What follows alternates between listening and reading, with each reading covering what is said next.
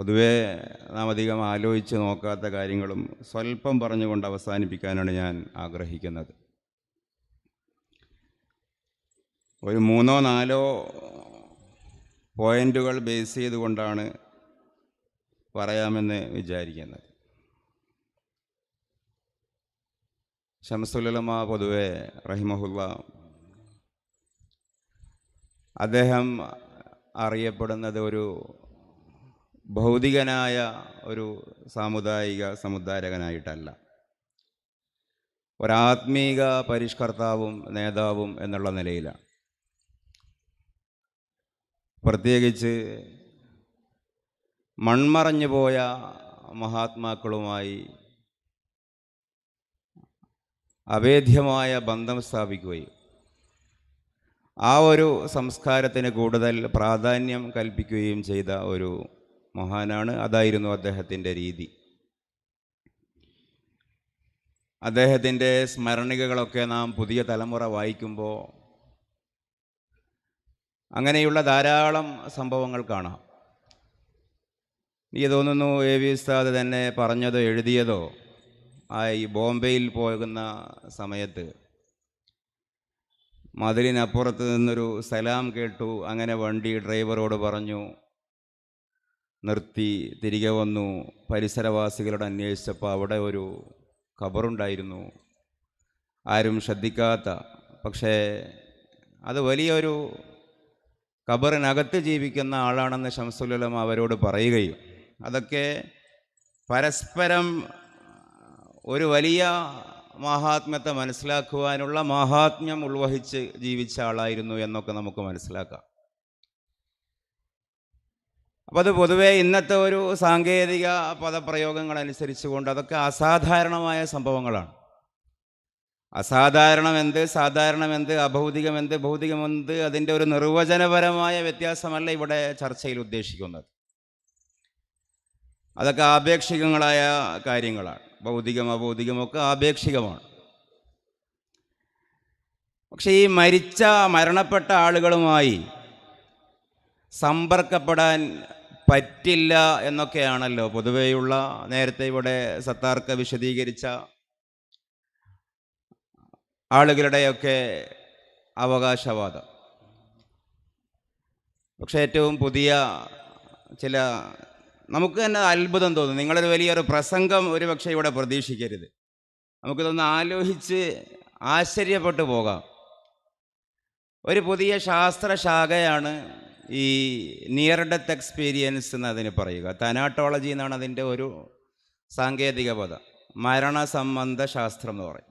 എങ്ങനെയാണ് ഒരാൾ മരണപ്പെടുന്നത് എന്ന് വിശദീകരിക്കുന്ന ശാസ്ത്രശാഖയാണ്. അതിൽ നൂറുകണക്കിന് അതിന് സയൻറ്റിസ്റ്റുകളുടെ പുസ്തകങ്ങളുണ്ട്. നിയർ ഡെത്ത് എക്സ്പീരിയൻസ് എന്ന് പറഞ്ഞാൽ മരണമുനമ്പിൽ നിന്ന് രക്ഷപ്പെട്ട ആളുകൾ. അല്ലാഹു ഇന്നല്ലാഹ യുഅയ്യിദു ഹാദദ്ദീന ബിർറജുലിൽ ഫാജിർ എന്നൊക്കെ ബുഖാരിയിൽ ഹദീസ് ഉണ്ടല്ലോ. അപ്പോൾ ഇതിനൊക്കെ വേണ്ടിയായിരിക്കാം മരണത്തിൻ്റെ മുമ്പിൽ നിന്ന് അത്ഭുതകരമായി രക്ഷപ്പെട്ട് വന്ന, ഡോക്ടർമാരൊക്കെ മരിക്കുമെന്ന് ഉറപ്പിച്ച് തിരിച്ചു വന്ന ആയിരക്കണക്കിന് ആളുകൾ അവരുടെ അനുഭവം പുസ്തകങ്ങളായും മറ്റും എഴുതുന്ന ഒരു കലാരൂപം അല്ലെങ്കിൽ ഒരു സാഹിത്യ രൂപം ലോകത്ത് ഘട്ടം ഘട്ടമായി നിലവിൽ വന്നു.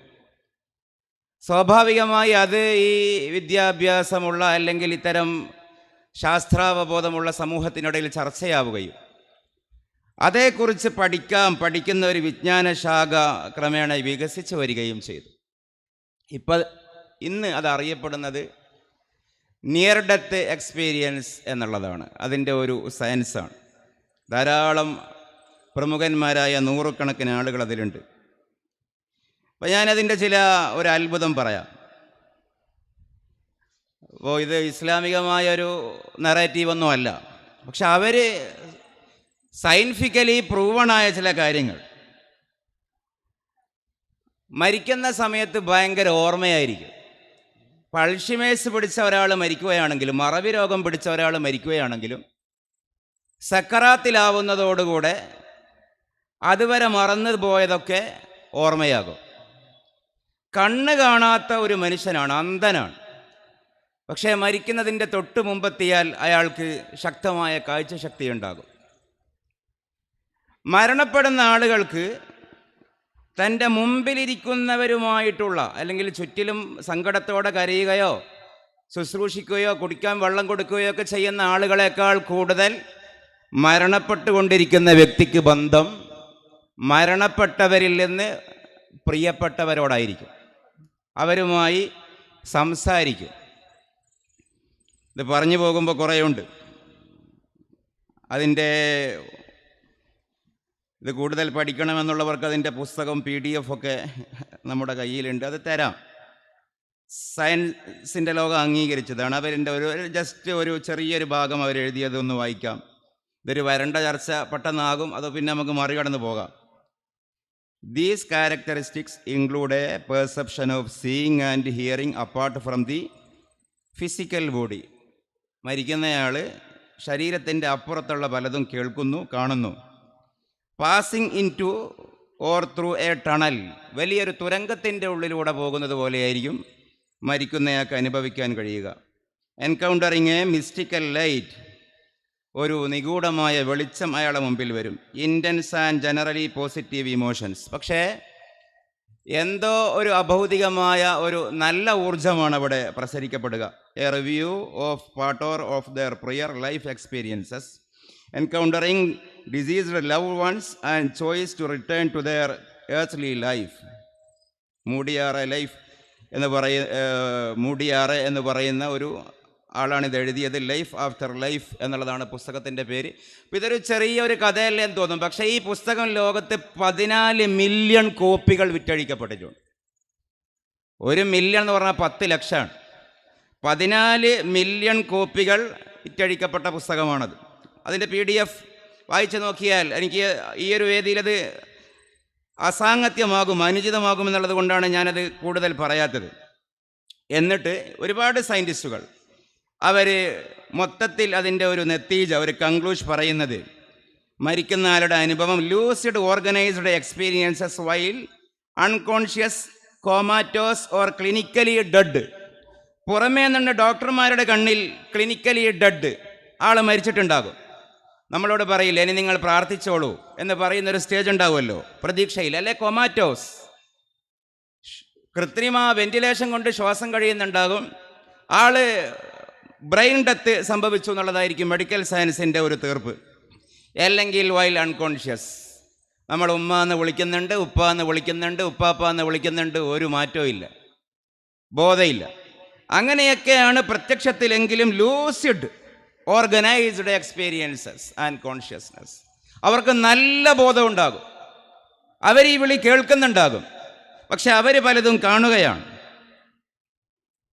ഞാൻ ഇംഗ്ലീഷ് വായിച്ചിട്ട് ഇരട്ടി സമയം കളയുന്നില്ല, മലയാളം മാത്രം. അതിൻ്റെ അർത്ഥം, ജന്മനാ കാഴ്ചയില്ലാത്തവരിലും കാഴ്ച കുറഞ്ഞവരിലും നടത്തിയ പഠനം അനുസരിച്ചുകൊണ്ട് മരിക്കുന്ന സമയം അവർക്ക് കാണാൻ പറ്റും. നോർമൽ കാഴ്ചയുള്ള ആളുകൾക്കും മരിക്കുന്ന സമയത്ത് അത്ഭുതകരമായ കാഴ്ചയായിരിക്കും. ഇനിയോ നേരത്തെ പറഞ്ഞതുപോലെ ചുറ്റിലുമുള്ള ആളുകളെക്കാൾ അവർ കണ്ടുകൊണ്ടിരിക്കുന്നത് മരണപ്പെട്ടവരെയായിരിക്കും. അവിടെയാണ് നമ്മുടെ അക്കീദക്കൊക്കെ വലിയ പ്രസക്തിയുള്ളത്.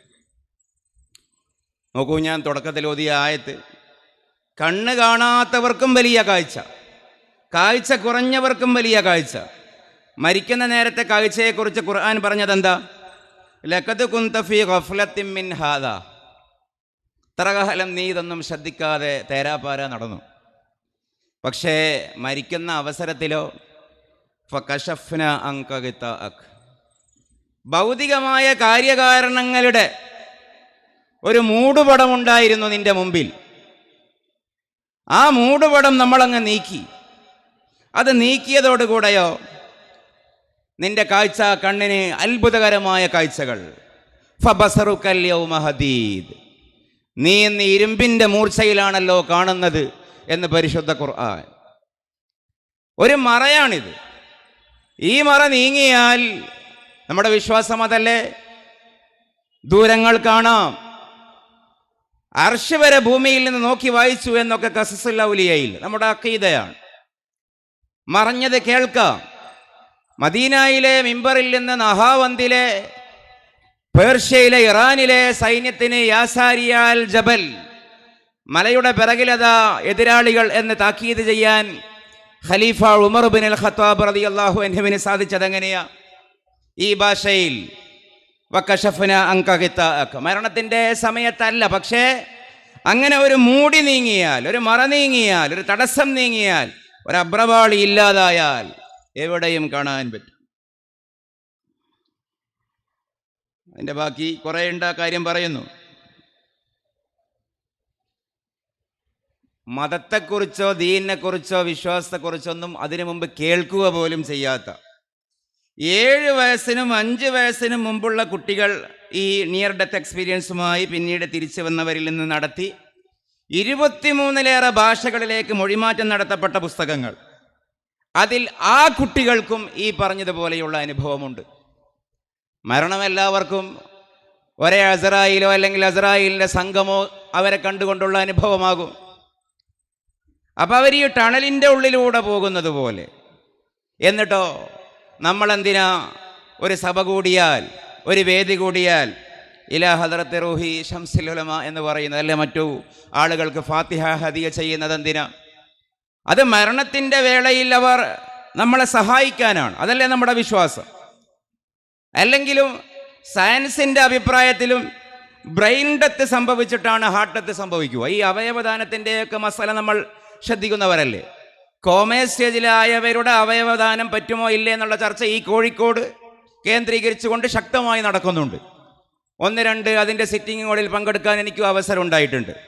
ഇവിടെ മൈത്രയിലെയും അതേപോലെ പ്രധാന ആശുപത്രികളിലെയും മുസ്ലിം ഡോക്ടർമാർ കൂടിച്ചേർന്നുകൊണ്ട് എല്ലാ വിഭാഗം പണ്ഡിതന്മാരെയും അണിനിരത്തുന്ന 1-2 സിറ്റിങ്ങുകൾ അനൗദ്യോഗികമാണ്.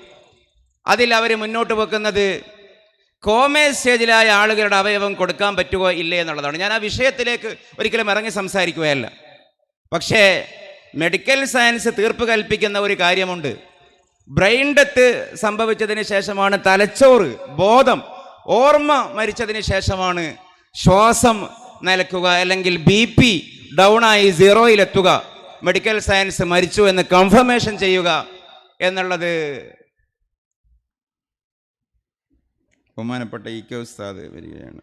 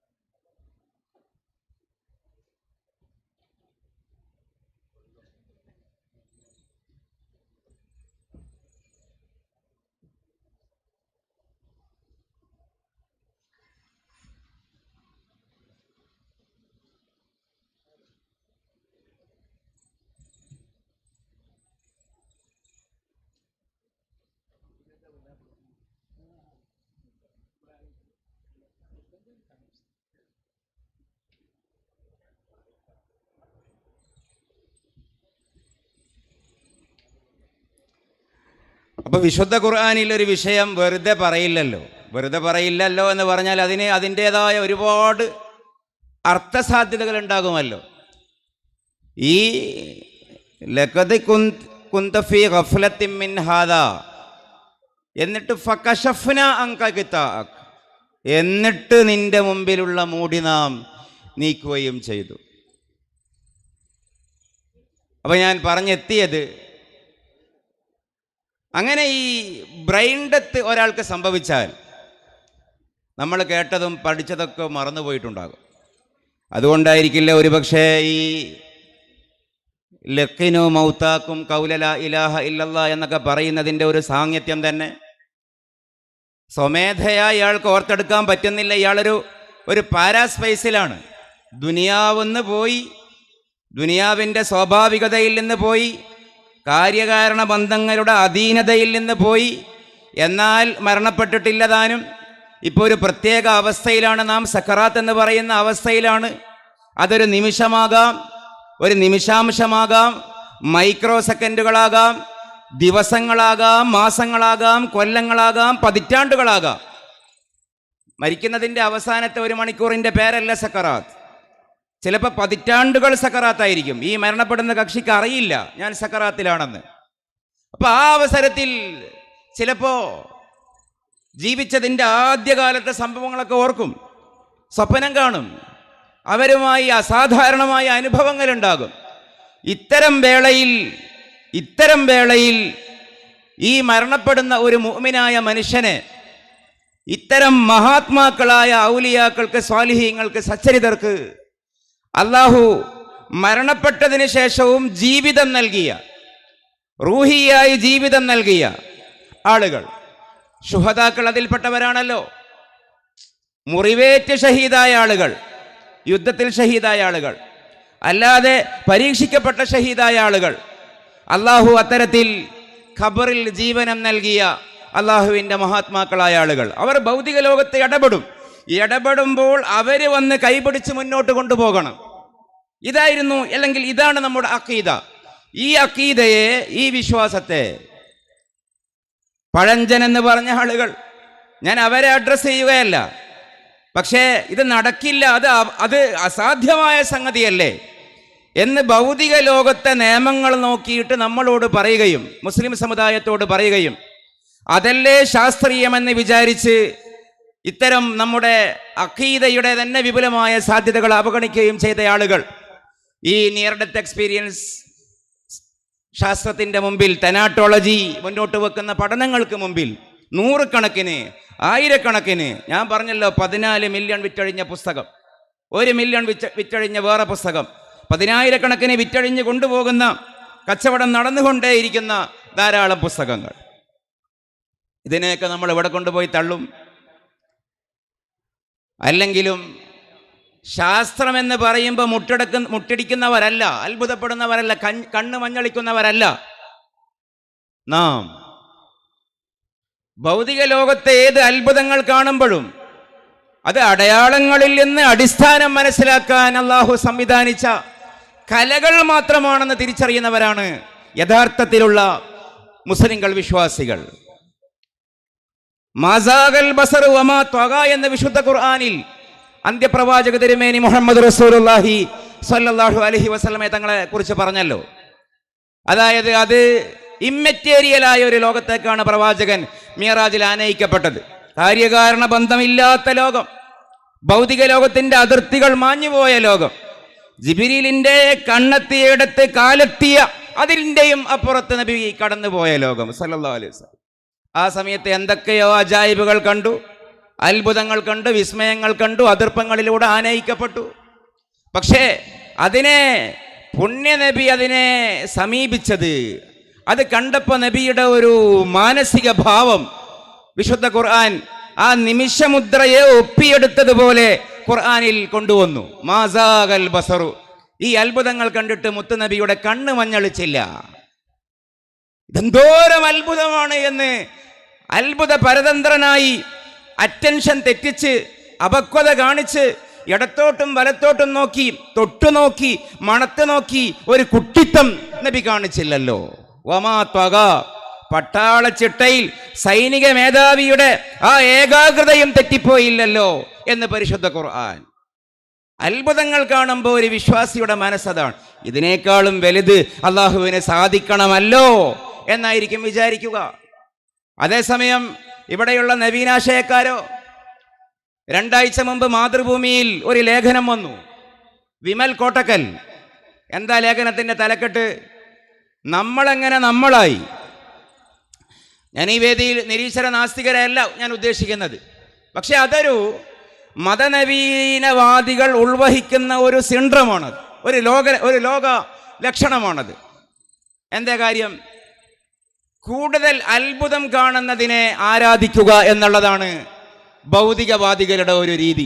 മനുഷ്യനുണ്ടായത് മുതലുള്ള നമ്മുടെ കാലം വരെയുള്ള ഏത് ഭൗതികവാദികളെ പരിശോധിച്ചാലും അവർ പൊതുവായി കൊണ്ടു നടക്കുന്ന ഒരു പ്രവണത ഏതാണോ അതത് സമയങ്ങളിൽ കൂടുതൽ അത്ഭുതങ്ങൾ കാണിക്കുന്നത് അതിനെ ആരാധിക്കുക എന്നുള്ളതായിരുന്നു. നമ്മൾ വസ്തുനിഷ്ഠമായി കാര്യം പരിശോധിച്ചാൽ, ഇപ്പോൾ നമ്മുടെ ഒന്നാമത്തെ പ്രധാനമന്ത്രി ജവഹർലാൽ നെഹ്റു ഇന്ദിരാഗാന്ധിക്ക് അയച്ച കത്തുകൾ പ്രസിദ്ധമാണല്ലോ. ജയിലിൽ നിന്ന് അയച്ച കത്തുകൾ, ഒരച്ഛൻ മകൾക്ക് അയച്ച കത്തുകൾ എന്നുള്ള പേരിൽ പുസ്തകമാണ്, വായിക്കാൻ കിട്ടും. നെഹ്റു ഒരു സന്ദേഹവാദിയായിരുന്നു, നമ്മുടെ ഭാഷയിൽ ഒരു ലാഅദിരിയക്കാരനായിരുന്നു. അപ്പോൾ നെഹ്റു അതിൽ ഇന്ദിരയോട് പറയുന്നുണ്ട്, ഈ മതങ്ങൾ എന്നൊക്കെ പറഞ്ഞാൽ അതൊരു തോന്നലാണ് എന്ന് സ്ഥാപിക്കാനായി അദ്ദേഹം ഒരു ഉദാഹരണം കൊണ്ടുവരുന്നു. പ്രാചീന മനുഷ്യന്മാർ കാട്ടിലൂടെ ഇങ്ങനെ സഞ്ചരിക്കുമ്പോൾ ആദ്യം അവർ ഈ പച്ച മൃഗങ്ങളുടെ ഇറച്ചിയായിരുന്നു തിന്നിരുന്നത്. കുറേ കാലം കഴിഞ്ഞപ്പോൾ അല്ല അവരുടെ അനുഭവത്തിൽ ഈ കാട്ടിൽ പാറയൊക്കെ പരസ്പരം കൂട്ടിമുട്ടി തീപിടുത്തം ഉണ്ടായി. അപ്പം ഈ തീപിടുത്തത്തിൽ ചില ജീവികൾ വെന്തുപോകും. ഈ വെന്ത ജീവികളെ തിന്നപ്പോൾ അതേവരെ വേവിക്കാതെ തിന്നിരുന്ന ആ സമയത്തുള്ളതിനേക്കാൾ രുചി ഇവർക്ക് തോന്നി. അപ്പോൾ അവർ മനസ്സിലാക്കി ഇവരുടെ ജീവിതം ഇത്രയും സൗകര്യപ്പെടുത്തിയത് തീയാണല്ലോ. അപ്പോൾ അവർ അതിനെ ഒരു സിദ്ധാന്തമാക്കി അഗ്നിദേവനെ, സൂര്യനെ ആരാധിക്കാൻ തുടങ്ങി. അങ്ങനെയാണ് സൗരാഷ്ട്ര മതം അല്ലെങ്കിൽ മജൂസിയത്ത് ഉണ്ടായത്. അങ്ങനെ കുറച്ചു കാലം അവരിങ്ങനെ അഗ്നിദേവനെ ആരാധിച്ച് ജീവിച്ചു കൊണ്ടിരിക്കുന്നതിനിടയിൽ പെടുന്നനെ കാട്ടിൽ തീപിടുത്തം ഇല്ലാതായി മാറി. വെന്ത സാധനങ്ങൾ കിട്ടുന്നില്ല, അല്ലെങ്കിൽ അവരുടെ കുടിലുകളിലേക്ക് വെള്ളപ്പൊക്കമുണ്ടായി. അപ്പം അവർ മനസ്സിലാക്കി തീയേക്കാളും വലുത് വെള്ളമാണ്. അപ്പോൾ അവർ അഗ്നിദേവനെ സെക്കൻഡ് ദൈവമാക്കി, ജലദേവതയെ ഒന്നാമത്തെ ദൈവമാക്കി. പിന്നെ അവർ ആലോചിച്ചു, ഇതെങ്ങനെയാണ് ഈ ജലം ഇവിടെ ഉണ്ടാകുന്നത്? അപ്പോൾ അതിന് ഇടിയെടുക്കണം, മിന്നെറിയണം, ഒരുപാട് പ്രകൃതി പ്രതിഭാസങ്ങൾ അതിന് അകമ്പടിയായി അല്ലെങ്കിൽ അതിന് മുന്നോടിയായി ഇവിടെ സംഭവിക്കണം. അപ്പോൾ എന്താണോ അവരെ അത്ഭുതപ്പെടുത്തുന്നത് അതിനൊരു ദേവിയെ ഉണ്ടാക്കുക, അതിനൊരു ദേവനെ ഉണ്ടാക്കുക. അങ്ങനെയാണ് ഈ കല്ലു, കരട്, കാഞ്ഞിരക്കുറ്റി മുതൽ മുള്ളുമുരട്, മൂർഖൻ പാമ്പ് വരെ മഅബൂദായത്, ആരാധ്യ വസ്തുക്കളായത് എന്നത് ഒരു പ്രിമിറ്റീവ് സിൻഡ്രം എന്ന് പറയും, മുത്തച്ഛൻ സിൻഡ്രം. പുതിയ കുട്ടികൾ പറയാറുണ്ട് തന്ത വൈബ്, അത് കുട്ടിയോട് വെച്ചാൽ മനസ്സിലാവും. പക്ഷേ ഇതൊരു പെരുന്തന്ത വൈബാണിത്. അത്ഭുതം എന്താണോ കാണിക്കുന്നത് അതിനെ ആരാധിക്കുക. ഇത് എത്ര പഴയ ഒരു സംസ്കാരമാണ്, എത്ര പഴയ മനുഷ്യൻ്റെ രീതിയാണ്. പക്ഷേ ഈ പുതിയ ഭൗതികവാദികൾ എന്താ ചെയ്യുന്നത്? ഈ 2000 അല്ലെങ്കിൽ 20-ാം നൂറ്റാണ്ട് 21-ാം നൂറ്റാണ്ടായപ്പോൾ അത്ഭുതം കാണിക്കുന്നത് സയൻസാണ്. ഇത് അവർ സംസാരം തന്നെ അങ്ങനെയാ വരിക. ഇത് ആർട്ടിഫിഷ്യൽ ഇന്റലിജൻസിന്റെ ലോകമാണ്. ക്ലാസിക്കൽ ഫിസിക്സ് ഇല്ലാതായി, ക്വാണ്ടം മെക്കാനിസം വന്നു. മനുഷ്യനെ കൃത്രിമമായി നിർമ്മിക്കുന്ന റോബോട്ടുകളുടെ ലോകമായി മാറാൻ പോവുകയാണ് അടുത്ത ലോകം. ഒരാൾ ഇവിടെ ഉണ്ടാവുകയും അയാൾ തന്നെ മറ്റൊരു മൾട്ടിവേഴ്സ്, വേറൊരു പ്രപഞ്ചത്തിൽ ഉണ്ടാവുകയും ചെയ്യുക എന്നുള്ളത് ഇനി ഫിസിക്സിന് അസാധ്യമായ കാര്യമല്ല. ഇങ്ങനെയുള്ള ഒരു കാലത്ത് 7-ാം നൂറ്റാണ്ടിലെ സിദ്ധാന്തവുമായിട്ടാണോ നിങ്ങൾ വരുന്നത് എന്നാണ് ഇന്ന് ചോദിക്കുന്നത്. ഇത് ആരുടെ ചോദ്യത്തിന്റെ വകഭേദമോ? ഇത് തീയേക്കാൾ വലുത് ജലമാണെന്ന് പറഞ്ഞ 7000 കൊല്ലം മുമ്പുണ്ടായിരുന്ന ഗോത്രവർഗക്കാരന്റെ മനോതലം. വെള്ളത്തേക്കാൾ വലുത് ഇടിയാണെന്ന് മനസ്സിലാക്കിയ, അതിനേക്കാളും വലുത് മിന്നാണെന്ന് മനസ്സിലാക്കിയ, അതിനേക്കാളും വലുത് ഭൂകമ്പമുണ്ടായപ്പോൾ എല്ലാം തകിടം മറിഞ്ഞു. അപ്പൊ പിന്നെ ഭൂദേവതയാണെന്ന് പറഞ്ഞ ആ സിൻഡ്രമാണ്. പക്ഷേ ഈ ഭൗതികവാദികളുടെ, ഈ ദഹരീങ്ങളുടെ, ഈ ഇൽഹാദിന്റെ അതേ സിദ്ധാന്തമാണ് പിന്നെ ആരും ഏറ്റുപിടിച്ചത്? മുഹമ്മദ് അബ്ദ, വെറുതെ അല്ല. ജമാലുദ്ദീൻ അഫ്ഗാനി, റഷീദ് റിദ, കാസിം അമീൻ, മുസ്തഫ മറാഗി, ഹുസൈൻ ഹൈക്കൽ മുതൽ നമ്മുടെ നാട്ടിലുള്ള ആൾക്കാർ പേര് പറയണ്ടല്ലോ, ഇവരും ഇതേ രോഗമാണ് സൂക്ഷിച്ചത്. കാരണം എന്താ? അവരൊക്കെ എഴുതിയതിൽ തന്നെ, ഇപ്പോൾ ഞാൻ ആ വിഷയത്തിലേക്ക് ആഴത്തിൽ പോവുകയല്ല, റിസാലത്തു തൗഹീദാണ് ഇവരുടെയൊക്കെ ഒരു, മുഹമ്മദ് അബ്ദയുടെ ഏറ്റവും വലിയൊരു മാസ്റ്റർ പീസ് കിതാബ്. അതിൽ അദ്ദേഹം വഹീനെ എങ്ങനെയാണ് നിർവചിക്കുന്നത് എന്ന് മാത്രം നോക്കിയാൽ മതി. അദ്ദേഹത്തിന്റെ തന്നെ ഒരു ഇബാറത്ത് ഇതാണ്: നുഅരിഫുഹു ബിഅന്നഹു വിജ്ദാനുൻ യജിദുഹു ശഖ്സു മിൻ നഫ്സിഹി മഅൽ യഖീനി ബിഅന്നഹു മിനല്ലാഹി തആല ബിവാസിത്തത്തിൻ ഔ ബിഗൈരി വാസിത്തത്തിൻ. അദ്ദേഹം അങ്ങനെയാണ് നിർവചിക്കുന്നത്. ഒരു വ്യക്തി അദ്ദേഹത്തിൻ്റെ ഉള്ളിൽ നിന്ന് സ്വമേധയാ മനസ്സിലാക്കുന്ന കാര്യമാണ് ദിവ്യബോധനം. നമ്മൾ ഗൗരവത്തിൽ ആലോചിക്കണം. അപ്പോ ഈ സ്വമേധയാ ഒരാൾക്ക് തോന്നുന്ന, ഫിലോസഫിയുടെ ഭാഷയിൽ ഇൻഡ്യൂഷൻസ് എന്ന് പറയും, അന്ധപ്രജ്ഞകൾ, തോന്നലുകൾ, അത് ഒരു അവലംബിക്കാൻ പറ്റുന്ന മതത്തിൻ്റെ പ്രമാണങ്ങളാകാൻ പറ്റുമോ എന്ന് സ്വാഭാവികമായി ചോദ്യം വരുമല്ലോ. അപ്പം അദ്ദേഹം അതിനെ നിബന്ധനയായി കൂട്ടിവെച്ചു. കേവലം തോന്നുന്ന വികാരങ്ങളല്ല, മറിച്ച് മഅൽ യഖീൻ, ആ വ്യക്തിക്ക് ഒരു ഉറപ്പുണ്ടാകണം. ബി അന്നഹു മിനല്ലാഹി തആല, ഇത് അള്ളാഹുവിങ്കൽ നിന്നുള്ളതാണെന്നുള്ള ഉറപ്പുണ്ടാകണം. ബി വാസിത്തത്തിൻ, ചിലപ്പോഴൊക്കെ ജിബ്രീൽ വരാം. ഔ ബി ഗൈരി വാസിത്തത്തിൻ, ജിബ്രീൽ അലൈഹിസ്സലാം വരണമെന്ന് നിർബന്ധമില്ല. എന്നിട്ട് പറഞ്ഞു, ഈ ഒരു വഹി എന്ന് പറയുന്നത് വഹുവ അഷ്ബഹു ബി വിജ്ദാനിൽ ജൂഇ വൽ അത്ശി വൽ ഹുസ്നി വസ്സുറൂർ. അതാണ് റിസാലത്ത് തൗഹീദിന്റെ ഇബാറത്ത്. പ്രവാചകനുണ്ടായ വഹി എന്ന് പറയുന്നത് വിശപ്പ് പോലെ ഒരു അനുഭവമായിരുന്നു, ദാഹം പോലെ ഒരു അനുഭവമായിരുന്നു. എന്തേ അത് ഉദാഹരിച്ചത്? എനിക്കിപ്പോൾ അല്ലേ, നമ്മൾക്കിപ്പോൾ 1 മണി കഴിഞ്ഞു, വിശക്കുന്നുണ്ട് സാമാന്യം. പക്ഷേ നമുക്ക് വിശക്കുന്നുണ്ട് എന്നുള്ളത് ലബോറട്ടറിയിൽ പോയി തെളിയിക്കേണ്ട കാര്യമില്ല, അതിന് വാദപ്രതിവാദം നടത്തേണ്ട കാര്യമില്ല. കാരണം അത് വിജിദാനാണ് എന്ന് പറഞ്ഞാൽ അത് ബദീഹിയായ ലറൂരിയായ കാര്യമാണ്. അവരെ ഭാഷയിൽ എപ്രിയറീസാണ്. ഒന്നും കൂട്ടിയാൽ 2 എന്നുള്ളതിന് തത്വമുണ്ടാവേണ്ട കാര്യമില്ല. അതേപോലെ നബി ഒരു കാര്യം പറഞ്ഞാൽ ഇത് വഹീ മുഖേനയാണ് എന്നുള്ളതിന് വാസ്തവത്തിൽ തെളിവ് വേണ്ട എന്ന് പറയുമ്പോൾ മധുരോദാരമായ ഒരു വാക്കാണ് എന്ന് നമുക്ക് തോന്നും. പക്ഷേ അതിൻ്റെ പിറകിലൊരു ചതിയുണ്ട്. വിശപ്പ് പോലെ, ദാഹം പോലെ. വൽ ഹുസൈൻ, എനിക്കിപ്പോ സങ്കടാവുന്നുണ്ടെന്ന് ഒരാൾ പറഞ്ഞാൽ, ഇല്ല, നിനക്ക് സങ്കടാവുന്നുണ്ട് എന്നുള്ളതിന് ശാസ്ത്രീയമായ തെളിവ് വേണമെന്നാരും പറയാറില്ല. അല്ലെങ്കിൽ അന മസ്റൂറുൻ ജിദ്ദ എന്നൊരാൾ പറഞ്ഞാൽ അത് നുണയാണെന്നാരും പറയാറില്ല. അത് അവൻ്റെ ഒരു ആത്മനിഷ്ഠമായ കാര്യമാണ്.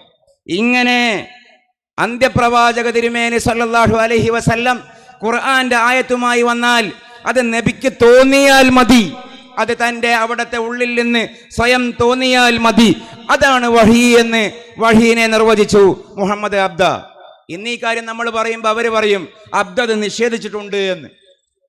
അത് വായി കൊണ്ടെവിടെയോ നിഷേധിച്ചോ ഇല്ലേ എന്നുള്ളത് നമുക്കറിയില്ല. പക്ഷേ രേഖയിൽ അദ്ദേഹം നിഷേധിച്ചിട്ടില്ല.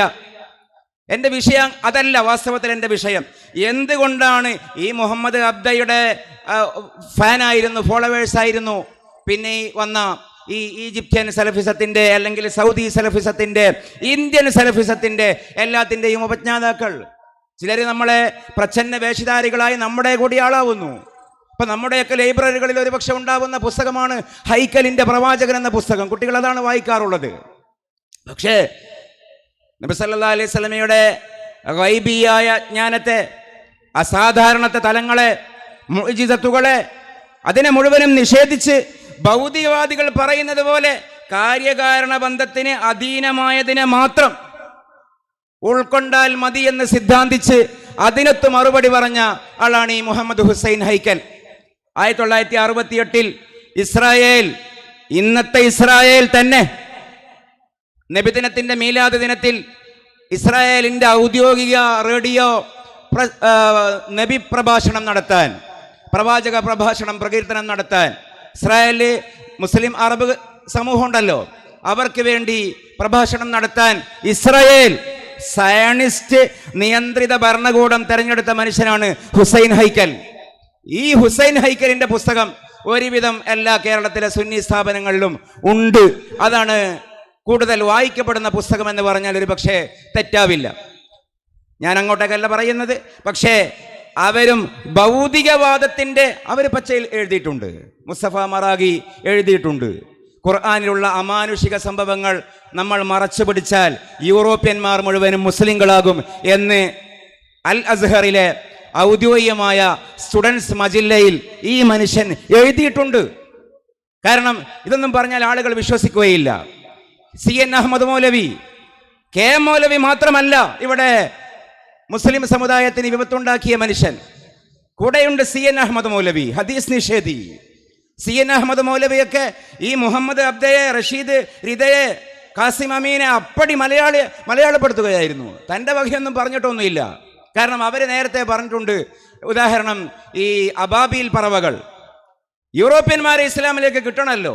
ഫിസിക്സ് പഠിച്ച, ബയോളജി പഠിച്ച, കെമിസ്ട്രി പഠിച്ച ആളുകളെ ഇസ്ലാമിലേക്ക് കിട്ടണമല്ലോ. അപ്പം നിങ്ങൾ ഈ അവർക്കൊന്നും ഉൾക്കൊള്ളാൻ പറ്റാത്ത ഈ വരണ്ട വാദവുമായി വരരുത്. അതാണ് മുസ്ലിം സമുദായത്തോട് അവർക്കുള്ള ഉപദേശം. നമുക്കൊരു കാര്യം ചെയ്യാം, ഭൗതികമായി ഉൾക്കൊള്ളാൻ കഴിയുന്ന വ്യാഖ്യാനം കൊടുക്കാം. അപ്പോൾ അബാബീൽ പറവകൾ എന്ന് പറയുന്നത് അബൗദ്ധികമായ ഒരു അവതരണമാണ് വിശുദ്ധ ഖുർആൻ നടത്തിയത്. അതുകൊണ്ട് നമുക്കതിനെക്കുറിച്ച് ചിക്കൻ ബോക്സ് എന്ന് പറയാം, ഹുബ്സ് ഖബായിസ് വൈറസുകൾ എന്ന് പറയാം, ബാക്ടീരിയകൾ എന്ന് പറയാം. അവരുടെ വ്യാഖ്യാനമാണ്. അത് യൂറോപ്യന്മാർക്ക് പെരുത്തിഷ്ടമാണ്. കാരണം ഖുർആനിൻ്റെ നമ്മളും ആ ചതിയിൽ ഒരു പക്ഷേ പെട്ടു. നബി സല്ലല്ലാഹു അലൈഹി വസല്ലമയുടെ ഏറ്റവും വലിയ പ്രത്യേകത 23 കൊല്ലം കൊണ്ട് വിപ്ലവം ഉണ്ടാക്കിയതല്ല, സ്ത്രീ വിമോചനം നടത്തിയതല്ല, തൊഴിലാളി വിമോചനം നടത്തിയതല്ല. കാൾ മാക്സ് മുതൽ, എംഗൽസ് മുതൽ, ഗാന്ധിജി മുതൽ, തോമസ് കാർലൈ മുതൽ, ഗിബ്ബൺ മുതൽ, ഫിലിപ്പ് ക ഹിക്കി മുതൽ, തോമസ് ആർണോൾഡ് മുതൽ, ആർണോൾഡ് ബി ടോയൻ ബി മുതൽ, കാർലൈ മുതൽ ഒരാൾ നബിയെക്കുറിച്ച് നല്ലത് പറഞ്ഞതുമല്ല. അതൊക്കെ റസൂലുള്ളാഹിന്റെ മഹത്വത്തിൻ്റെ 10,000-ൽ 1 മാത്രമാണ്. റസൂലുള്ളാഹിന്റെ മഹത്വത്തിൻ്റെ ഒന്നാമത്തെ ഘടകം, അതിരുകൾ അറിയാത്ത ആകാശത്തിൻ്റെ അപ്പുറത്ത് നിന്ന് അള്ളാഹു മിണ്ടി എന്ന് നബിയെ തങ്ങളോട് പറയാൻ എന്നെ പറഞ്ഞയച്ചിരിക്കുന്നു എന്ന് പറഞ്ഞുകൊണ്ട് മുഖറബുൽ അംലാഖ് ജിബ്രീൽ അലൈഹിസ്സലാം വന്നു എന്നുള്ളതാണ്. വഹിയാണ് ഒന്നാമത്തെ പ്രവാചകന്റെ സർവസ്വവും. ബാക്കിയൊന്നുമല്ലല്ലോ, ബാക്കിയൊക്കെ അതുകൊണ്ടുണ്ടായ കാര്യങ്ങളാണ്. പക്ഷേ നോക്കൂ, ഈ വഹിയിൻ്റെ മുരടിനെയാണ് അവർ നിഷേധിക്കുന്നത്. കാരണം അവർക്ക് അതിൽ ലക്ഷ്യമുണ്ട്. ആ ഒരു ഭൗതികവാദത്തിനൊത്ത് അവർ വ്യാഖ്യാനം നടത്തിയപ്പോൾ സ്വയം ഇസ്ലാം ഉണ്ടായി. ഞാൻ എൻ്റെ വാക്കുകൾ ഈ ഭാഗം കൂടി പറഞ്ഞുകൊണ്ട് അവസാനിപ്പിക്കും. അതാണ് ഇന്നും കേരളത്തിലുള്ളത്. ഇപ്പോൾ desperately seeking paradise, Ziauddin Sardar കൊട്ടിഘോഷിക്കപ്പെട്ട പുസ്തകം. ആ പുസ്തകത്തിൻ്റെ വേറെ പുസ്തകമാണ്, അതിൻ്റെ മറ്റൊരു പതിപ്പാണ് മെനിയാന്നിവിടെ പുറത്തിറങ്ങിയ KT ജലീലിൻ്റെ സ്വർഗസ്ഥനായ ഗാന്ധി. ഇതൊക്കെ ഒരു വേരാണ് വാസ്തവത്തിൽ. എന്താ, ഇസ്ലാമിൽ താടി വെക്കൽ സുന്നത്തില്ല. ഈ ഇസ്ലാം റീതിങ്കിങ്, അദ്ദേഹം അസ്ഗർ അലി എഞ്ചിനീയറിൻ്റെ പുസ്തകം. അതായത് ഞാൻ വ്യക്തികളെ പരാക്ഷേപം നടത്തുകയല്ല, ഇവരൊക്കെ ട്രാപ്പിലായ ആസൂത്രിതമായ ഒരു ഫ്രെയിമുണ്ട്. ആ ഫ്രെയിം ഏതാണെന്ന് ചോദിച്ചാൽ, ഭൗതിക ശാസ്ത്രജ്ഞന്മാരെ പിന്താങ്ങി ജീവിക്കുന്ന ഭൗതികന്മാരെ സംതൃപ്തിപ്പെടുത്തുന്ന രൂപത്തിൽ ഇസ്ലാമിൻ്റെ മൗലിക സാരാംശമായ ദിവ്യബോധനത്തെ, അമാനുഷിക സംഭവങ്ങളെ, മുഅ്ജിസത്തിനെ, കറാമത്തിനെ, ഇർഹാസാത്തുകളെ, മഅൂനാത്തുകളെ നിഷേധിക്കുക എന്നുള്ളതാണ്. അപ്പോൾ അവർ പറഞ്ഞു, നബി സല്ലല്ലാഹു അലൈഹി വസല്ലമയുടെ കാലത്ത് സൂപ്പർ മാക്സിൻ്റെ ബ്ലേഡ് ഇല്ലാത്തത് കൊണ്ടാണ് താടി വെച്ചത്. ബാർബർ കടയും ശ്വരകപ്പിടികയും ഇല്ലായിരുന്നു.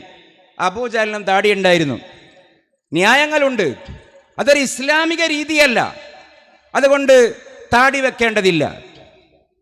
വ്യഭിചാരികളെ അതിൻ്റെ നിബന്ധനകളൊത്താൽ എറിഞ്ഞു കൊല്ലേണ്ട കാര്യമില്ല. കാര്യം എന്താ, അന്ന് ഇതേപോലെ ഈ സൈക്കോ ഹീലിംഗ് കൗൺസിലിങ്ങുകൾ, ഈ സൈക്കോളജി ഇത്രത്തോളം അല്ലെങ്കിൽ സൈക്കാട്രി വികസിച്ചിട്ടില്ല. അപ്പോൾ അന്ന് എറിഞ്ഞു കൊല്ലുക എന്നുള്ളത് മാത്രമായിരുന്നു രീതി. ഇന്ന് അവരെയൊക്കെ നമുക്ക് കൗൺസിൽ ചെയ്ത് നന്നാക്കാം.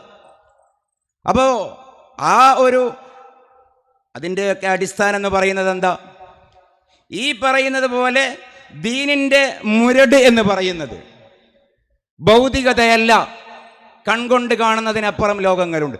ഈ അത്ഭുതങ്ങൾ കണ്ട് കണ്ടതിൽ ഈശ്വരത്വം, കൽപ്പിച്ചു കൽപ്പിച്ചു നടന്നൊടുക്കം, നിരീശ്വരത്വത്തിൽ അമർന്നു വീണു നിരസ്ത വിശ്വാസരേബിയക്കാർ.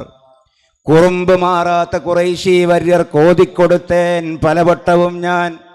ഈ നിങ്ങൾ കൂപ്പും മരമല്ല കല്ലല്ല അല്ലാഹു സർവാതിശക്തനേകൻ. വള്ളത്തോളിൻ്റെ ഒരു വരിയാണ്, കുറച്ച് വരികളാണ്. അപ്പോൾ ഇത് മലയാളം നിങ്ങൾ പഠിച്ചിട്ടുണ്ടാവും ചിലപ്പോൾ. ഈ വരി അതിൻ്റെ ഒരു അർത്ഥം ചിന്തിക്കുമ്പോൾ നമുക്കൊരു ഭയങ്കര അതൊരു തെനാക്കുതല്ലേ എന്ന് തോന്നും. എന്താ അയാൾ പറയുന്നത്? പക്ഷേ ഈ പറയുന്ന മുജാഹിദും ജമാഅത്തും സലഫികളും യുക്തിവാദികളും നിരീശ്വരവാദികളും ഒക്കെയാണത് ശരിയാന്നുള്ളതിൻ്റെ തെളിവ്. അതുകൊണ്ടാണ് ഞാനത് പറഞ്ഞത്. കണ്ടതിൽ ഈശ്വരത്വം എന്താണോ അത്ഭുതകരമായി കാണുന്നത് അതൊക്കെയാണ് ഈശ്വരൻ എന്ന് കൽപ്പിച്ചു നടന്നൊടുക്കും. അങ്ങനെ കൽപ്പിച്ച് ഒടുവിൽ എന്തായിന്നറിയോ? നിരീശ്വരത്വത്തിലടിഞ്ഞു വീണു, യുക്തിവാദികളായി മാറി, സ്വതന്ത്ര ചിന്തകരായി മാറി, നിരീശ്വരവാദികളായി മാറി ഖുറൈശികൾ അല്ലെങ്കിൽ അറബികൾ.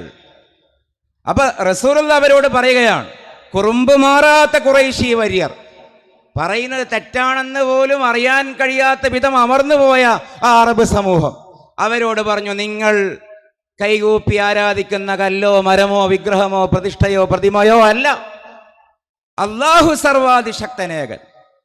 ഇവിടെ ഈ അത്ഭുതങ്ങൾ എന്ന് പറയുന്നതാണ്. പക്ഷേ നിങ്ങൾ നോക്കൂ, ശംസുൽ ഉലമയുടെ അദ്ദേഹത്തിൻ്റെ മൻഹജിലുള്ള ആളുകളുടെ അവതരണങ്ങൾ പോലും എങ്ങനെയാണ്. ഇപ്പോൾ ഔലിയാക്കളുടെ കറാമത്തൊക്കെ വിശദീകരിക്കുമ്പം പറയും, ഫോണൊക്കെയാണ് ഉദാഹരിക്കാറുള്ളത്, സിം കാർഡൊക്കെയാണ് ഉദാഹരിക്കാറുള്ളത്. ഇന്ന് നമുക്ക് ഇവിടെയുള്ള ഒരാൾക്ക് അമേരിക്കയിൽ ഒരാളെ കോൾ ചെയ്യണമെങ്കിൽ അത് സിം കാർഡ് വേണം, അതിൽ ഡാറ്റ ബാക്കിയാവണം, അതിൽ കാശ് വേണം. ഇപ്പം ഇവിടെ നിന്ന് നമ്മൾ സംസാരിക്കുമ്പോൾ അതിനെ വായുവിലൂടെ തരംഗങ്ങളായി അവിടെയുള്ള ടവർ ഏറ്റെടുക്കുകയും അത് വായുകമ്പനങ്ങളെ ശബ്ദ തരംഗങ്ങളായി ശ്രോതാവിൻ്റെ കാതിൽ അലയടിപ്പിക്കുകയും ചെയ്യുകയാണ്. ഇതൊരു ഭൗതികമായ സംവിധാനമാണെങ്കിൽ അള്ളാഹുവിൻ്റെ ഔലിയാക്കൾക്ക് സിമ്മ് വേണ്ട, ഡാറ്റ വേണ്ട, ടവർ വേണ്ട. ഇതിനെ ഈ ഒരു തംസീൽ പതിറ്റാണ്ടുകൾക്ക് മുമ്പേ ഇവർ പറയുന്നുണ്ട്. അതുകൊണ്ടാണ് ഞാൻ പറയുന്നത്, ശാസ്ത്രീയമായിട്ടുള്ള കണ്ടുപിടുത്തങ്ങൾ ഒരിക്കലും സുന്നി സമൂഹത്തെ അത്ഭുതപ്പെടുത്തില്ല. സുന്നി പണ്ഡിതന്മാർ അത് കാണുമ്പോൾ ഇതിനേക്കാളും വലുത് വരാനുണ്ട് എന്നേ ചിന്തിക്കുകയുള്ളൂ. കാരണം എന്താ, മരിക്കുന്ന അവസരത്തിൽ അവൻ ഒന്നാമത്തെ ശ്വാസം മുതൽ അവസാന ശ്വാസം വരെ ശ്വാസം ചെലവഴിച്ച സന്ദർഭങ്ങൾ പ്രിന്റ് ഔട്ടായി കാണും എന്നല്ലേ വിശുദ്ധ ഖുർആൻ പറയുന്നത്. കാണും. ഇന്നെങ്ങനെ ചിന്തിക്കുക. പക്ഷേ ഇന്ന് കണ്ടു, ഒരു ചെറിയ നഖത്തിൻ്റെ അത്ര വലിപ്പമുള്ള ഒരു മൈക്രോ ചിപ്പിനകത്ത് എത്ര GB കടന്ന് TB കടന്ന് അതിനേക്കാളും വലിയ മെമ്മറികളല്ലേ സൂക്ഷിക്കാൻ പറ്റുന്നത്. അപ്പോൾ ഒരു മനുഷ്യൻ്റെ ഇടത് മുതുകിലും വലത് മുതുകിലും എങ്ങനെ എഴുതാം? അത് അത്ഭുതകരമായ കാര്യമായി നമുക്ക് തോന്നുന്നില്ല. നന്മതിന്മകൾ തൂക്കുക. ഒരാൾ ഇവിടെ കാണുന്നു, പിന്നെ ഒരാളെ മക്കയിൽ കാണുന്നു.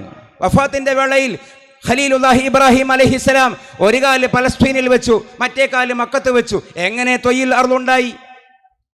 1000 കൊല്ലം തിരിച്ചിട്ടാണ് ഒരാൾ തിരിച്ചു വരുന്നത്. വെള്ളിയാഴ്ച കുളിക്കാൻ പോകുമ്പോൾ ഒരനുഭവം, കുളിച്ച് മുങ്ങി വന്ന് നോക്കുമ്പോൾ വേറെ ദ്വീപ്, വേറെ അനുഭവം. വർഷങ്ങൾ ഒരുപാട് കഴിഞ്ഞിരിക്കുന്നു. നിമിഷാംശങ്ങൾക്കുള്ളിൽ എങ്ങനെയാ ടൈം വ്യത്യാസപ്പെട്ടത്? ഈ റിലേറ്റിവിറ്റി കാലത്ത് അത് അത്ഭുതകരമായി മാറുന്നുണ്ടോ? ഒരു രാവിൻ്റെ അംശത്തിനകത്ത് വെച്ച് മക്കയിൽ നിന്ന് ആകാശത്തിന്റെ അപ്പുറത്ത് പോയി എങ്ങനെ അള്ളാഹുവിനെ കണ്ട് പ്രവാചകൻ വന്നു? ഇന്നത് അത്ഭുതകരമായി ഒരു കാര്യമായി മാറുന്നുണ്ടോ? ഇതൊക്കെ വാസ്തവത്തിൽ നമ്മുടെ അഖീദയെ ബലപ്പെടുത്തുന്ന കാര്യങ്ങൾ മാത്രമാണ്. നമ്മൾ അന്നേ പറഞ്ഞു, അൽ മുൻഖിദു മിനൽ ളലാലയിൽ ഗസാലി ഇമാം റഹിമഹുല്ലാഹു ഹുജ്ജത്തുൽ ഇസ്ലാം അന്നേ പറഞ്ഞു, കാര്യകാരണ ബന്ധം എന്ന് പറയുന്നത് നിർബന്ധമുള്ള ഒരു സംഗതിയല്ല. തീ വീണാൽ കരിയണമെന്നില്ല, മഴ പെയ്താൽ നനയണമെന്നില്ല. അതൊരു ആദത്താണ്. അദ്ദേഹം ഉപയോഗിച്ച വാക്ക് പോലും അതാണ്. സബബിന്റെയും മുസബബിന്റെയും ഇടയിൽ മുലാസമത്തില്ല. തീ വീഴുന്നു, കരിയുന്നു, അങ്ങനെ കാണുന്നുണ്ട്. അതേസമയം കരിക്കാനുള്ള കൂവത്ത് തീക്കില്ല, നനക്കാനുള്ള ശക്തി വെള്ളത്തിനില്ല. വെള്ളം വീഴുമ്പോൾ നനയുന്നു ശരി, തീ വീഴുമ്പോൾ കരിയുന്നു. പക്ഷേ തീക്ക് കരിക്കാനോ വെള്ളത്തിന് നനക്കാനോ ഉള്ള ശക്തി ആ ഫീകുല്ലി ആനിം വഹീൻ നിമിഷാംശങ്ങളിൽ അള്ളാഹു കൊടുക്കുകയാണ്. അല്ലാതെ അതിൽ ഇൻവെസ്റ്റഡ് ആയ ഒരു സിദ്ധിയില്ല. അതുകൊണ്ട് കാര്യകാരണ ബന്ധം എന്ന് പറയുന്നത് ഭൗതിക ലോകത്തെ ഒരു റെഗുലാരിറ്റി മാത്രമാണ്, ആദത്ത് മാത്രമാണ് എന്ന് 950 കൊല്ലം മുമ്പ് ഗസാലി ഇമാം ആരോട് പറഞ്ഞു? അതിനു മുമ്പേ ജീവിച്ചു പോയ അരിസ്റ്റോട്ടലിനോട്, ഫാറാബിയോട്, ഗാലനോട്, എപ്പിക്യൂറസിനോട്, പ്ലാറ്റയോട്, ഡീമോക്രാത്തീസിനോട്, എല്ലാവരോടും പറഞ്ഞു. പക്ഷേ 2000-ന്റെ അടുത്തെത്തുമ്പോഴേ ലോകത്തിനത് മനസ്സിലായുള്ളൂ. 2000 കൊല്ലം അല്ലേ 3000 കൊല്ലം ലോകവും വിചാരിച്ചു തീ വീണാൽ കരിഞ്ഞിരിക്കും, മഴ പെയ്താൽ നനഞ്ഞിരിക്കും. അതല്ലേ നമ്മൾ മബാദിയിൽ പഠിക്കുന്നത്, അതല്ലേ മൈബദിയിൽ പഠിക്കുന്നത്. അൽ ഇലലുൽ അർബഅ, കാരണങ്ങൾ ഒത്തുകൂടിയാൽ കാര്യമുണ്ടാകൽ നിർബന്ധമാണെന്നാ അരിസ്റ്റോട്ടിൽ പറഞ്ഞത്. അതിവിടെ സി രവീന്ദ്രൻ കൂട്ടനും പറയുമ്പോൾ അവരെന്താ അവകാശപ്പെടുന്നത്? ഇതാണ് സയൻസ്. പക്ഷേ എന്നിട്ട് ആധുനികവാദം എന്നും പറയും. പക്ഷേ 3000 കൊല്ലം മുമ്പ് കാളവണ്ടിക്ക് ചക്രം കണ്ടുപിടിക്കുന്നതിന് മുമ്പ് പാട്ടവിളക്കിന് മണ്ണെണ്ണ കണ്ടുപിടിക്കുന്നതിന് മുമ്പ് അക്കാലക്കാര് പറഞ്ഞ മുടന്തൻ തിട്ടൂരമാത്. പക്ഷേ ഇന്ന് സയന്റിസ്റ്റുകൾ പറഞ്ഞു കോസാലിറ്റി നിർബന്ധമല്ല. നമ്മുടെ ഭാഷയിൽ പറഞ്ഞാൽ സബബ് മുസബബ് മുലാസമത്ത് നിർബന്ധമല്ല. 100 ഡിഗ്രി അടുപ്പിൽ തീ അല്ലെങ്കിൽ ഊഷ്മാവുണ്ടായാൽ വെള്ളം തിളക്കുന്നുണ്ട്. പക്ഷേ 100 ഡിഗ്രി ആയാൽ വെള്ളം തിളക്കണം എന്നില്ല. അങ്ങനെ കാണുന്നു. അതിനുപയോഗിക്കുന്ന വാക്ക് കസ്റ്റം എന്നാണ്.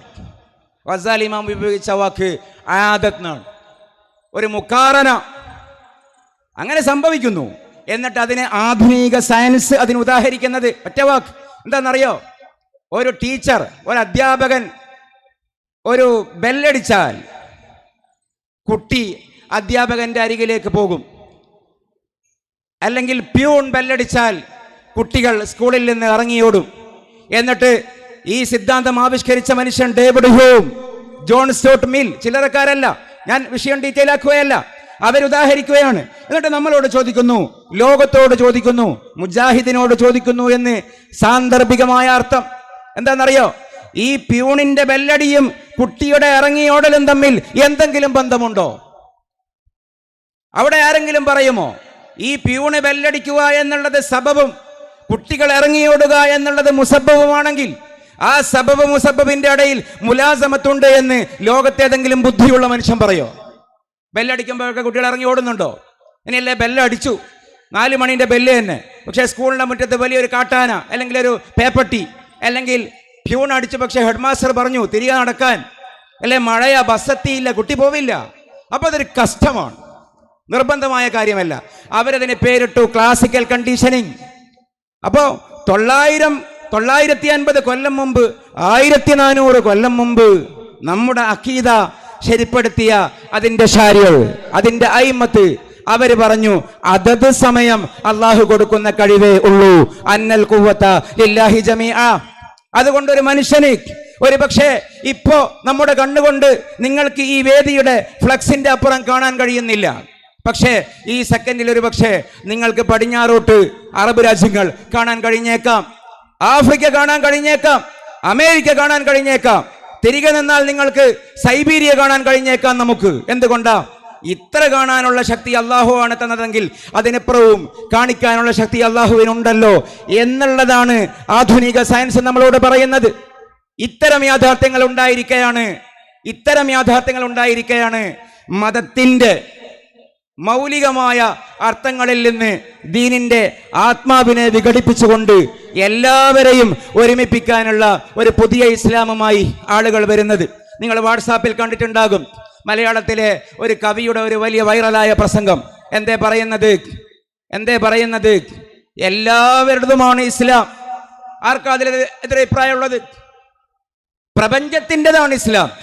അദ്ദേഹത്തെ നമ്മൾ തിരുത്തുകയാണ്. അദ്ദേഹം പറഞ്ഞത് മുസ്ലിങ്ങളുടേത് മാത്രമല്ല ഇസ്ലാം, എല്ലാ മനുഷ്യരുടേതുമാണ് ഇസ്ലാം എന്നാണ്. അദ്ദേഹം വലിയ ആളാവാൻ നോക്കിയതാണ്. പക്ഷെ അദ്ദേഹം അതിനേക്കാളും ചെറുതായി. നമ്മൾ പറയുന്നത് എന്താ? ഈ പ്രപഞ്ചത്തിന്റെ ദീനാണ് ഇസ്ലാം, ഈ പ്രപഞ്ചത്തിന്റെ മതമാണ്. സൂര്യനൊരു മതമുണ്ട് ഇസ്ലാം, ചന്ദ്രന്റെ മതമാണ് ഇസ്ലാം, ഗാലക്സിന്റെ മതമാണ് ഇസ്ലാം, മിൽക്കി വേന്റെ മതമാണ് ഇസ്ലാം, തരുവിന്റെ താരത്തിന്റെ എല്ലാ കണികയുടെ കണത്തിന്റെ വസ്തുവിന്റെ വസ്തുതയുടെ യുസബ്ബിഹു ലില്ലാഹി മാ ഫിസ് സമാവാതി വമാ ഫിൽ അർദ് അൽഹംദുലില്ലാഹി റബ്ബിൽ ആലമീൻ. ജീവനുള്ളത്, ജീവനില്ലാത്തത്. പക്ഷേ അവിടെ ഒരു ഫ്രെയിം ഉണ്ട്. എന്താ ഫ്രെയിം? അബൂലഹബിനെ ഉൾക്കൊള്ളാൻ കഴിയില്ല. അബൂലഹബിന്റെ പേരിലായിരുന്നു ആ പ്രഭാഷണം. അബൂലഹബിനെ അള്ളാഹു ശപിച്ചിട്ടില്ല എന്നാണ് അദ്ദേഹം പറയുന്നത്. പാട്ടിൽ പാടിക്കോ, പക്ഷെ അത് പ്രമാണമാക്കാൻ പാടില്ല. കാരണം അത് വിശുദ്ധ ഖുർആനിന്റെ നസ്സാണ്. തബ്ബത് യദാ അബീ ലഹബിൻ വതബ്ബ് മാത്രമല്ല, വിശുദ്ധ ഖുർആന്റെ ഇജാസിന്റെ തെളിവാണ്. അബൂലഹബും പത്നിയും നേരാവില്ല എന്ന് ഖുർആൻ പ്രവചിച്ചതിന് ശേഷവും അബൂലഹബുണ്ട് ഭൂമിയിൽ, അബൂലഹബിന്റെ പത്നിയുമുണ്ട് ഭൂമിയിൽ. അബൂലഹബും പത്നിയും വീട്ടിൽ നിന്ന് ഇങ്ങനെ തീരുമാനിക്കുന്നുവെന്നിരിക്കട്ടെ, നമ്മൾ നന്നാവില്ല എന്നാണ് മുഹമ്മദിന്റെ ഖുർആനിലുള്ളത് സല്ലല്ലാഹു അലൈഹി വസല്ലം. നമുക്കൊരു കാര്യം ചെയ്യാം, നാളെ രാവിലെ ചെന്നുകൊണ്ട് മുഹമ്മദിനോട് പറയാം, അശ്ഹദു അല്ലാ ഇലാഹ ഇല്ലല്ലാഹ് വ അന്ന മുഹമ്മദുൻ റസൂലുള്ളാഹ്. തബ്ബത് യദാ അബീ ലഹബ് എന്ന അധ്യായം എവിടെ കൊണ്ടുപോയി ഒളിപ്പിക്കും പ്രവാചകൻ? സൂറത്തുൽ മസദ് എവിടെ കൊണ്ടുപോയി ഒളിപ്പിക്കും? സഹാബികൾ ചോദിക്കില്ലേ, നബിയെ ഇതെന്ത് വർത്താന? ഇന്നലെ നിങ്ങൾ പറഞ്ഞു അബൂലഹബ് നന്നാവാൻ പോകുന്നില്ല, പത്നി നരകാവകാശിയാണെന്ന് പറഞ്ഞു. പക്ഷേ പ്രത്യക്ഷത്തിലെങ്കിലും ഇതാ ഇവര് പറയുന്നു, അവർ വിശ്വാസികളാണെന്ന് എത്രയോ വചനങ്ങൾ. വലീദ് ബിൻ മുഗീറയെ സംബന്ധിച്ച് ഹമ്മാസാണ്, നമ്മാമാണ്, അദ്ദേഹം സനീമാണ്, അദ്ദേഹം എല്ലാ ഒരുവിധം ഖുർആൻ 9 ഒരുപക്ഷെ തെറിവാക്കുകൾ എന്ന് പറയാൻ പറ്റുന്ന പ്രയോഗം നടത്തി വലീദിനെ ശപിച്ചു. ഖുർആനിൽ ശാപമില്ലേ? അതിന് കാരണമുണ്ട്. പ്രവാചകന്റെ കഴുത്തിൽ ഒട്ടകത്തിന്റെ ചീഞ്ഞളിഞ്ഞ കുടൽമാല ചാർത്തി കവിയാണ്, ഭ്രാന്തനാണ്, സാഹിറാണെന്ന് പറഞ്ഞപ്പോ ഫിർഔനെ കുറിച്ച് പോലും ഇന്നഹു തഗ എന്ന ഒറ്റ വാക്കിൽ ഒതുക്കിയ അള്ളാഹു നബിയെ നിന്ദിക്കാൻ ശ്രമിച്ചതിന്റെ പേരിൽ 9 തെറി പറഞ്ഞു വലീദിനെ. ആ വലീദിനെ ശപിച്ചില്ല എന്ന് പറയാൻ പറ്റുമോ? അല്ലെങ്കിൽ നബി എന്തിനാ സല്ലല്ലാഹു അലൈഹി വസല്ലം വന്നത്? നല്ല ഒരു മനുഷ്യനായി ജീവിക്കൂ എന്ന് ആളുകളോട് പറയാനേ അല്ലല്ലോ. നിങ്ങൾ നല്ല ക്രിസ്ത്യാനിയായി തുടരൂ, നസാറയായി തുടരൂ. നിങ്ങൾ നല്ല യഹൂദനായി തുടരൂ. നിങ്ങൾ നല്ല നിരീശ്വരവാദിയായി ദഹരിയായി തുടരൂ. ഞങ്ങൾ നല്ല മുസ്ലിമായി മക്കയിൽ മുസ്ലിമായും തുടരാം. അങ്ങനെ ഒരു മാഗ്നാകാഠയായിരുന്നു പ്രവാചകൻ മുന്നോട്ട് വെച്ചതെങ്കിൽ നബി ആഘോഷിക്കപ്പെടില്ലേ മക്കയിൽ? അനുമോദിക്കപ്പെടില്ലേ മദീനയിൽ? ആർക്കെന്ത് പരാതി ഉണ്ടാകും? അതല്ല നബി പറഞ്ഞത്. തൗറാത്തിനെ നിങ്ങൾ മാറ്റി, നിങ്ങൾ ഇങ്ങോട്ട് വാ. ഇഞ്ചീലിനെ നിങ്ങൾ മാറ്റി, നിങ്ങൾ ഇങ്ങോട്ട് വാ. ശിർക്ക് തെറ്റാ, ഇങ്ങോട്ട് വാ. ഈ പ്രപഞ്ചത്തിന്, ഈ പ്രാപഞ്ചിക പ്രാതിഭാസികതയുടെ പിറകിൽ ഏകനായ അഹദായ ഫർദായ ഒരു അള്ളയുണ്ട്, ഇങ്ങോട്ട് വാ. അത് പറയാനല്ലേ നബി വന്നത്. ആ നബി സല്ലല്ലാഹു അലൈഹി വസല്ലമയെ പിടിച്ച് നബി ഒരു മതേതര പ്രവാചകനാണ് എന്ന് കാണിക്കേണ്ടത് എന്തിന്റെ കേടാ? അതിന്റെ കൺക്ലൂഷനാണ് ഇവിടെ ഉണ്ടായത്. നമ്മളാരും പറയുന്നില്ല മഹാത്മാഗാന്ധി നരകത്തിലോ സ്വർഗത്തിലോ. അത് പറയാൻ നമുക്ക് തക്ലീഫുണ്ടോ? ആരാണ് അങ്ങനെ പറയാൻ പറഞ്ഞത്? ആരൊക്കെയാണ് സ്വർഗത്തിൽ എന്ന് നബി സല്ലല്ലാഹു അലൈഹി വസല്ലം പ്രത്യേകം പറഞ്ഞ ആളുകളെ കുറിച്ച് നമുക്ക് പറയാം. ആരൊക്കെയാണ് നരകത്തിൽ എന്ന് ഖുർആനോ ഹദീസോ പ്രത്യേകം പറഞ്ഞിട്ടുണ്ടെങ്കിൽ, സ്ഥിരപ്പെട്ട പ്രമാണം കൊണ്ട് അങ്ങനെ സ്ഥാപിതമായവരുണ്ടെങ്കിൽ അവരെ കുറിച്ച് പറയാം നരകത്തിലാണെന്ന്. ബാക്കി കുഫാർ നരകത്തിലാണ്, അവിശ്വാസികൾ നരകത്തിലാണ്, മോമിനീങ്ങൾ സ്വർഗത്തിലുമാണ്. എങ്ങനെയാണ് മരണം എന്നുള്ളത് അള്ളാഹുവിന് അറിയുന്ന യാഥാർത്ഥ്യമാണ്. ആരാണ് ഇയാളെ ഏൽപ്പിച്ചത്? ബാബ ആംധ ഇല്ലാത്ത സ്വർഗത്തിൽ എനിക്ക് വിശ്വാസമില്ല. കാൾ മാക്സ് ഇല്ലാത്ത സ്വർഗത്തിൽ എനിക്ക് വിശ്വാസമില്ല. ഗാന്ധിജി ഇല്ലാത്ത സ്വർഗത്തിൽ എനിക്ക് വിശ്വാസമില്ല. ഒരു ട്രോള് കണ്ടു, വേറെ കുറെ ആളുകൾ ക്യൂ ആണ് അദ്ദേഹത്തിന്റെ വീട്ടിന്റെ മുറ്റത്ത് ഒരു ടിക്കറ്റിന്. വല്ലാതാവുകയും വേണ്ട, ഇല്ലാതാവുകയും വേണ്ട. നമ്മുടെ അഖീദ എന്താ? ശംസുൽ ഉലമ പറയാറുണ്ട്, ഇവരൊക്കെ മലത്തിലെ കൃമി നോക്കിയാൽ മതി, മതത്തിന്റെ പ്രമാണം നോക്കാൻ ഞങ്ങളുണ്ട് എന്ന്. ഇവിടെ MES പറഞ്ഞില്ലേ, നിങ്ങൾ ശരീരത്തിന്റെ രോഗം നോക്കൂ, ശരീരത്തിന്റെ രോഗം നോക്കാൻ ഞങ്ങൾ സമസ്തയുണ്ട് എന്ന് പറഞ്ഞതാണ് അവരോട് നമുക്ക് പറയാനുള്ളത്. ഇവിടെ ദീൻ പറയേണ്ടത് ദീനിന്റെ ആളുകളാ. അതിന്റെ ഒരു കൃത്യമായ ഋജുവായ ഒരു ഫ്രെയിമാണ് മഹാനവറുകൾ ഇവിടെ ഉണ്ടാക്കി തന്നത്. ഞാൻ ഇനിയും ദീർഘിപ്പിക്കുമ്പോൾ ഒരുപാട് സമയം പോകും. 1:30 മണിയായി. ദീർഘിച്ചു പോയെങ്കിൽ ഉസ്താദുമാരോട് അഫ്വൻ, എനിക്ക് വേണ്ടി നിങ്ങൾ ദുആ ചെയ്യണം. ഒരു 19 ദിവസം മുമ്പ് എൻ്റെ ഉപ്പയും വഫാത്തായി പോയി. ശംസുൽ ഉലമയുടെ ശിഷ്യനായിരുന്നു. ഉപ്പാക്ക് വേണ്ടിയും ദുആ ചെയ്യണം. വആഖിറു ദഅവാനാ അൽഹംദുലില്ലാഹി റബ്ബിൽ ആലമീൻ. വസ്സലാമു അലൈക്കും വറഹ്മത്തുള്ളാഹി വബറകാതുഹു.